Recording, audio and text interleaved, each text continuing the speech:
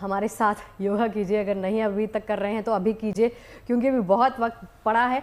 और सुबह कितने बजे से योगा की वैसे शुरुआत करनी चाहिए? कहते हैं सूर्य की पहली किरण जो पड़ती है ना, उसके साथ उससे पहले अगर आप योगा की शुरुआत कर लेते हैं। ब्रह्म मुहूर्त बोला जाता है, जो बेसिकली 3 बजे से 5 बजे तक माना जाता है। वैसे पहर होते हैं, जैसे प्राचीन काल से पहर चलते आ रहे हैं, तो ये ब्रह्म मुहूर्त बोला जाता पहला है। पहर जो है जी, जो पहला पहर आता है, इसमें अमृत वर्षा कहते हैं होती है। अगर आप हल्के से तारों की छांव में, चांद की रोशनी में, नीचे घास पे मैट बिछा के साफ हवा के साथ में अगर योगा कर रहे हैं, तो आपकी वाणी में, आपके चेहरे पे एक ओज दिखेगा।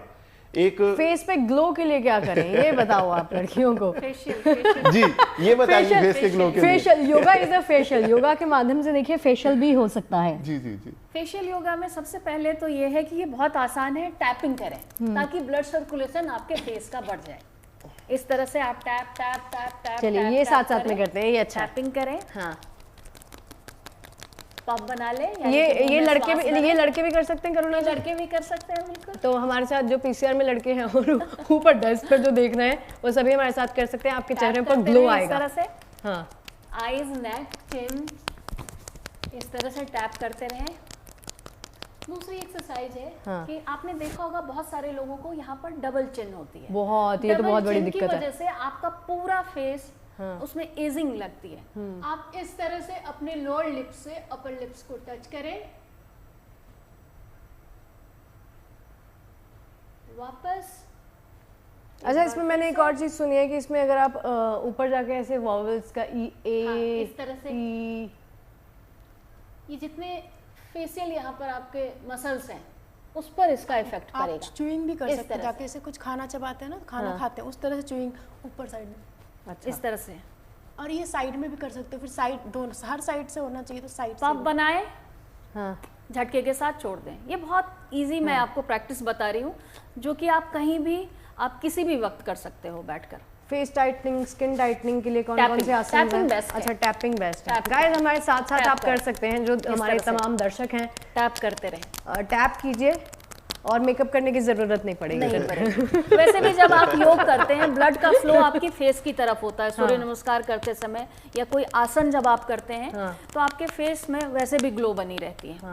प्राणायाम के थ्रू इतनी अच्छी आपके फेस में ग्लो आती है। फेस टाइटिंग का मैं बताना चाहूंगी कि अगर आप 2 फिंगर से जहाँ जो आपके नोज जहाँ से स्टार्ट होते हैं, वहां से उसको अपलिफ्ट करते हुए अगेन डाउन टू डाउन, नेक की तरफ आपको नीचे आना, स्ट्रेच करते हुए। अच्छा, क्योंकि फेस तो हमारा सिर्फ फेस तक नहीं है ना, नेक से पूरा इंक्लूडेड है आपका। अगेन चेन आ रही है, तो दोनों नाक के जस्ट पॉइंट से जहाँ आपका नॉस्ट्रिल है, एंड होता है, वहाँ पे पॉइंट प्रेशर देके हल्का सा प्रेशर दीजिए पहले, and then stretch, lift up, and then rotate down.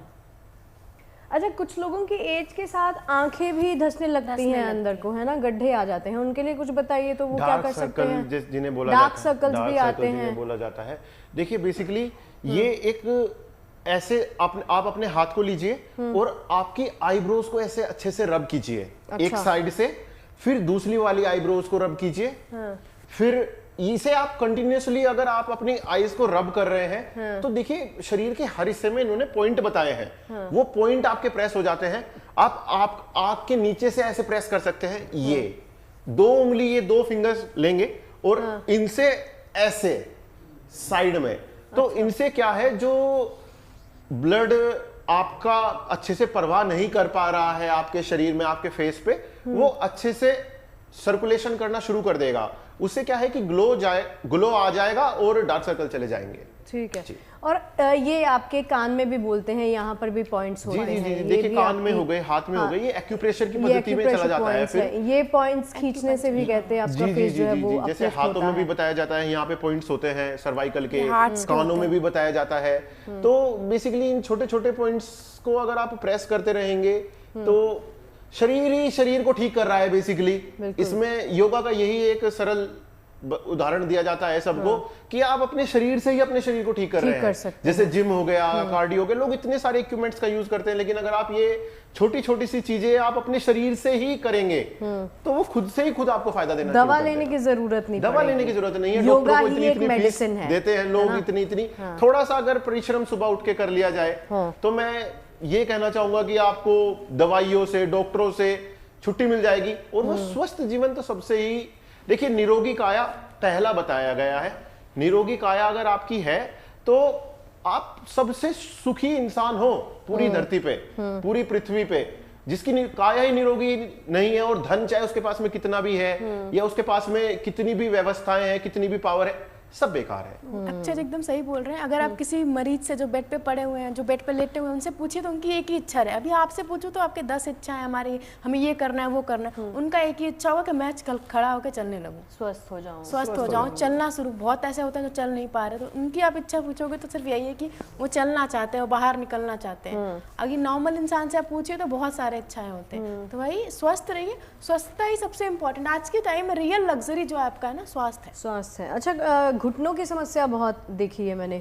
बढ़ती उम्र के साथ आपके नीज जो है वो वीक होने लगते हैं, ग्रीस कम होने लगती है। साइनोवियल फ्लूइड बोलते हैं इसे, मतलब डॉक्टरी भाषा में जैसे इसके लिए कुछ बताइए तो क्या करें? देखिए, जो तमाम बुजुर्ग भी हमें तमाम बुजुर्ग भी यहाँ पे बैठे हैं, वो कोई इतना कुछ ज्यादा, मतलब जो लोग थोड़े एजिड हो जाते हैं या जो लोग अभी शुरुआत कर रहे हैं, सोच रहे हैं उनके घुटने थोड़े चल जाए, तो सबसे पहले नहीं चल जाए, वो चाहते होंगे कि दौड़ने लग जाए। मतलब मेरे पास में भी कुछ ऐसे पेशेंट्स हैं जिनके घुटने उस लेवल तक चले गए थे कि वो प्रॉपर मूवमेंट भी नहीं कर पा रहे थे, चलने में भी दिक्कत थी। तो उन्हें सबसे अच्छी एक्सरसाइज है उनके लिए, पैरों को आगे की तरफ स्ट्रेच कीजिए और घुटने को यहाँ पे स्क्वीज कीजिए। अच्छा, ब्लड सर्कुलेशन को यहाँ पे स्क्वीज कीजिए और कोशिश करें कि आपके घुटने जमीन से थोड़ा सा ऊपर उठ जाए। अच्छा, और फिर रिलीज कीजिए। ओके। ये ब्लड सर्कुलेशन का स्ट्रेच होगा, मसल्स का स्ट्रेच होगा, उससे पंप होएगा, फ्लूइड की थोड़ा सा प्रोडक्शन बढ़ेगा, जिससे आपके घुटने फिर से, देखिए फिर से स्ट्रेच करेंगे, घुटनों को थोड़ा सा ऊपर उठाएंगे,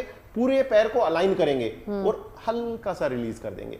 देखने में बड़ा ही सरल है, कोई भी कर सकता है, इतना कोई एडवांस कुछ इसमें है नहीं, लेकिन फायदा लंबे समय में आपको बहुत मिलता है इससे। घुटनों में आपके दर्द कम हो जाता है, लोगों को अर्थराइटिस की समस्या है, उनके लिए बहुत ही फायदेमंद है जी।